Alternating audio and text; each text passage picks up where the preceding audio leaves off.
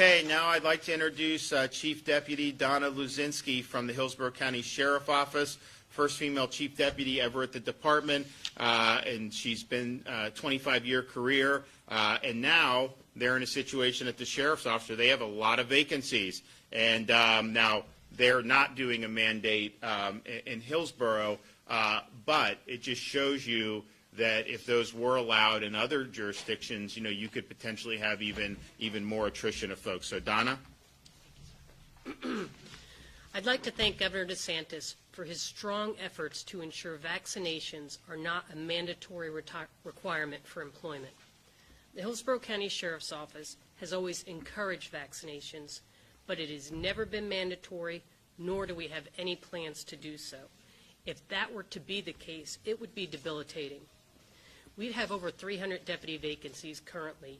Even a large agency like ours couldn't sustain additional manpower vacancies because of the overreach of the federal government. A vaccine mandate creates a public safety issue and puts all Floridians at risk. We've seen this occur in cities like New York and Chicago, and law enforcement officers are leaving those cities.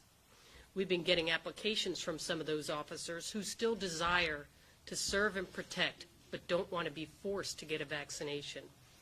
Thankfully, we have a governor who continues to combat this overreach by ensuring first responders are at work protecting the citizens we serve. Again, Governor, thank you for all you do for law enforcement.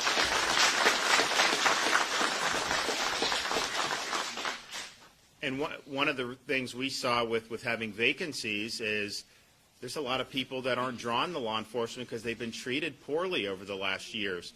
Not in Florida, but in other parts of the country. But I think just generally people say, well, why would I want to go into that and have all the hassle and everything? And so what we said is we see people all around the country, morale is low. You go to a place like Seattle, they don't support you. Minneapolis, New York, all these places have huge problems. And so what we said is if you have experienced folks, qualified experienced folks from out of state, they come here and take jobs with law enforcement, we're going to authorize $5,000 signing bonuses for them. And that's going to make a huge difference. You're going to see people pouring in.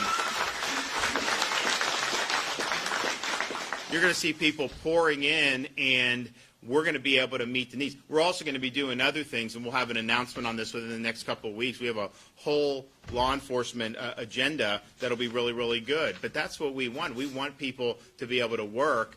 We don't want to exclude people and discriminate against them based on health choices. And what I've found is most of the police officers and firefighters who would be subject to these mandates have recovered from COVID and do have protection. I mean, that's just the reality because they've been out and about the whole doggone time. They haven't been sitting around on Zoom in their homes working from home. They can't do that. They have to be out and about. And so it's even doubly odd that you would penalize somebody under those circumstances.